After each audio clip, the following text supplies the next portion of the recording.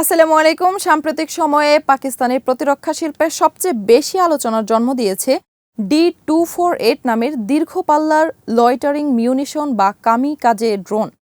পাকিস্তানের heavy industry Taxila বা HIT 2026 সালের এনব্রাস রোবোটিক্স অ্যান্ড অটোনোমাস সিস্টেমস এক্সপোতে D248 এবং S369 নামে দুটি নতুন দীর্ঘ পাল্লার লয়টারিং মিউটেশন প্রদর্শন করেছে। এর মধ্যে D248 নিয়ে সবচেয়ে বেশি আগ্রহ তৈরি করেছে দাবি করা দীর্ঘ পাল্লার কারণে। নির্মাতার প্রকাশিত তথ্য অনুযায়ী ড্রোনটির পাল্লা 2200 থেকে সর্বোচ্চ 3000 কিলোমিটার এবং আকাশে থাকার সক্ষমতা 12 থেকে 14 ঘন্টা পর্যন্ত হতে পারে। ফলে D248 নিয়ে আরও বিস্তারিত থাকছে এই রিপোর্টে।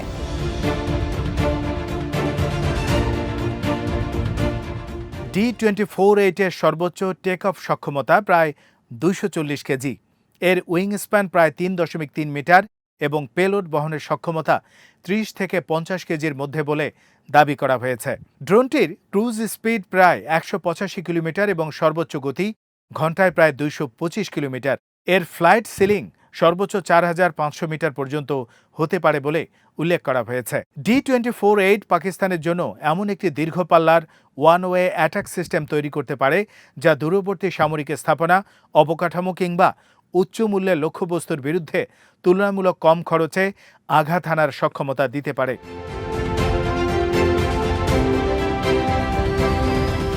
পাকিস্তানের প্রতিরক্ষা শিল্পে নতুন করে আলোচনার জন্ম দিয়েছে D248 নামের দীর্ঘপাল্লার লয়টারিং মিউনিশন বা কামিকাজে ড্রোন। পাকিস্তানের হেভি ইন্ডাস্ট্রিজ টেক্সিলা বা HIT এর প্রদর্শনীতে সামনে আসা এই ড্রোনটির সবচেয়ে বড় আকর্ষণ এর দাবি করা দীর্ঘ পাল্লা।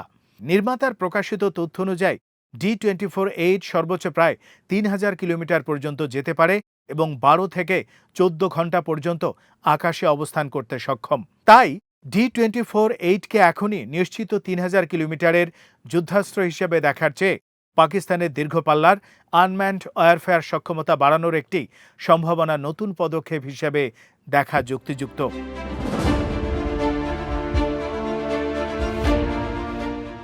প্রকাশিত তথ্য অনুযায়ী D248 এর সর্বোচ্চ টেক অফ ওয়েট প্রায় 240 কেজি।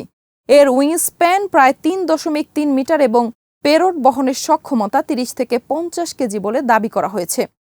ড্রোনটির ক্রুজ স্পিড ঘন্টায় প্রায় 185 কিলোমিটার এবং সর্বোচ্চ গতি প্রায় 225 কিলোমিটার। ফ্লাইট সিলিং সর্বোচ্চ 4500 মিটার পর্যন্ত হতে পারে বলেও জানানো হয়েছে। এই সক্ষমতাগুলো বাস্তবে প্রমাণিত হলেও পাকিস্তানের হাতে এমন একটি অস্ত্র ব্যবস্থা আসতে পারে যা সীমান্ত থেকে অনেক দূরের সামরিক স্থাপনা, গুরুত্বপূর্ণ অবকাঠামো কিংবা উচ্চমূল্যের লক্ষ্যবস্তুর বিরুদ্ধে দীর্ঘ পাল্লার আক্রমণের সুযোগ তৈরি করবে।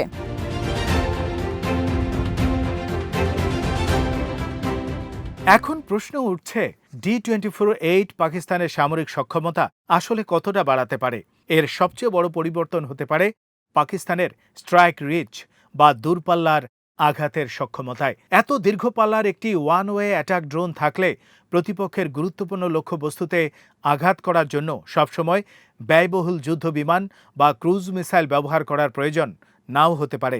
তুলনামূলক কম খরচে দূরবর্তী লক্ষ্যবস্তুর বিরুদ্ধে আক্রমণের একটি বিকল্প তৈরি হবে। একই সঙ্গে এগুলো একসঙ্গে অনেকগুলো ব্যবহার করা গেলে প্রতিপক্ষের এয়ার ডিফেন্স ব্যবস্থার উপর চাপ বাড়ানো সম্ভব হতে পারে।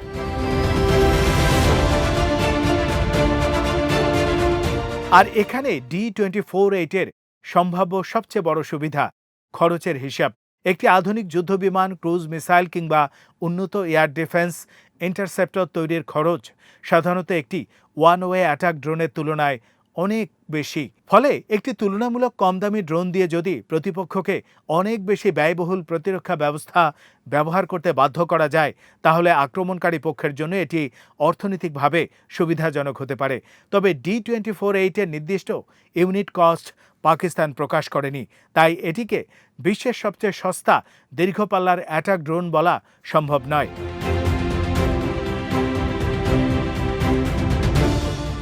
বিশ্বে এই ধরনের ড্রোনের সবচেয়ে আলোচিত উদাহরণগুলোর একটি হলো ইরানের শাহেদ 136, রাশিয়া ইউক্রেন যুদ্ধে এই ধরনের ওয়ান ওয়ে অ্যাটাক ড্রোন ব্যাপকভাবে আলোচনায় এসেছে। শাহেদ 136 তুলনামূলকভাবে কম খরচে তৈরি করা যায় বলে দীর্ঘদিন ধরে বিশ্লেষণে উঠে এসেছে এবং বড় সংখ্যায় ব্যবহার করার কারণে এটি প্রতিপক্ষের এয়ার ডিফেন্স ব্যবস্থার উপর অর্থনৈতিক চাপ তৈরি করতে পারে। D-24-8 এর ক্ষেত্রে পাকিস্তানের সম্ভাব্য লক্ষ্য হতে পারে একই ধরনের cost effective long range strike capability তৈরি করা।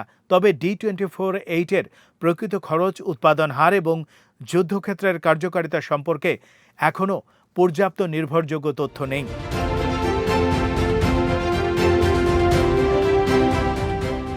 অন্যদিকে যুক্তরাষ্ট্র, ইসরায়েল, তুরস্ক এবং চীনের মতো দেশগুলো উন্নত অ্যানমায়ান্ড এবং লয়টারিং মিউটেশন প্রযুক্তিতে অনেক এগিয়ে। এসব দেশের অনেক সিস্টেমে উন্নত electro optical sensor, target recognition, secure communication এবং প্রিসিশন গাইডেন্স রয়েছে। ফলে শুধু পাল্লার দিক থেকে D-248 এগিয়ে গেলেই প্রযুক্তিগতভাবে অন্যদের চেয়ে এগিয়ে যাবে না এমনটাও বলা যাবে না। আধুনিক যুদ্ধে একটি ড্রোনের আসল শক্তি নির্ধারণ করে সে কতটা নির্ভুল, কতটা নির্ভরযোগ্য এবং ইলেকট্রনিক ওয়ারফেয়ারের মধ্যে কতটা কার্যকরভাবে কাজ করতে পারে।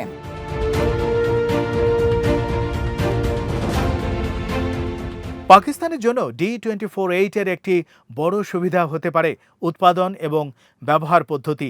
একটি দীর্ঘপাল্লার ড্রোন তুলনামূলকভাবে সহজ কাঠামোয় বড় সংখ্যায় তৈরি করা সম্ভব হলে পাকিস্তান ভবিষ্যতে একটি বড় আনম্যান্ড স্ট্রাইক ফ্লিট গড়ে তুলতে পারে। এতে একটি বা দুটি অত্যাধুনিক অস্ত্রের উপর নির্ভর না করে একসঙ্গে অনেকগুলো ড্রোন ব্যবহারের কৌশল তৈরি করা সম্ভব হবে।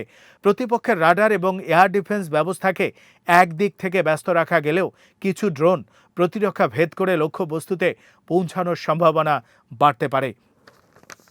তবে D-24-8 এর সক্ষমতা নিয়ে সবচেয়ে সতর্কতার জায়গা হলো এর 3000 কিলোমিটার রেঞ্জ।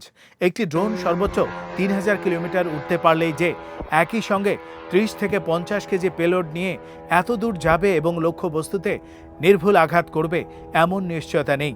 পেলোড বাড়ালে রেঞ্জ কমতে পারে, আবার দীর্ঘপথে উঠতে হলে জ্বালানি, আবহাওয়া এবং লাইট প্রোফাইলের বিষয়ও গুরুত্বপূর্ণ হয়ে ওঠে। তাই 3000 কিলোমিটারকে আপাতত একটি ম্যানুফ্যাকচারার ক্লেইমড ম্যাক্সিমাম ক্যাপাবিলিটি হিসাবে দেখা উচিত।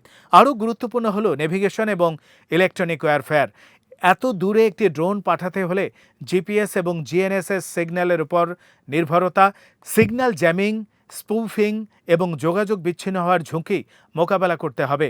প্রতিপক্ষ যদি শক্তিশালী ইলেকট্রনিক ওয়ারফেয়ার ব্যবহার করে তাহলে শুধু দীর্ঘপাল্লার কোনো ড্রোনকে কার্যকর অস্ত্রে পরিণত করতে পারে না। লক্ষ্যবস্তুতে পৌঁছানোর শেষ পর্যায়ে সঠিক গাইডেন্স এবং টার্গেট আইডেন্টিফিকেশন থাকাও অত্যন্ত গুরুত্বপূর্ণ।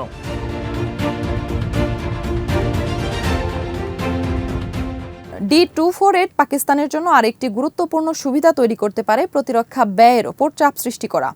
ধরুন, একটি তুলনামূলক সস্তা ড্রোন ঠেকাতে প্রতিপক্ষকে একটি অত্যন্ত ব্যয়বহুল এয়ার ডিফেন্স মিসাইল ব্যবহার করতে হলো। তাহলে প্রতিটি আক্রমণ ঠেকানোর সঙ্গে প্রতিপক্ষের প্রতিরক্ষা ব্যয় বাড়বে। দীর্ঘমেয়াদে এই কস্ট এক্সচেঞ্জ রেশিও একটি গুরুত্বপূর্ণ সামরিক বিষয় হয়ে উঠতে পারে। তবে এই সুবিধা তখনই বাস্তব হবে যদি D-248 এর উৎপাদন খরচ কমে যায় এবং পর্যাপ্ত সংখ্যায় তা তৈরি করা সম্ভব হয়। আজ এখানেই শেষ করছি। সমরাস্ত্র, প্রতিরক্ষা ও কূটনীতির নানা তথ্য জানতে চোখ রাখুন বিডি ভিউজ ইনফোটেনমেন্টে। ভালো লাগলে চ্যানেলটি সাবস্ক্রাইব করুন। আল্লাহ হাফেজ।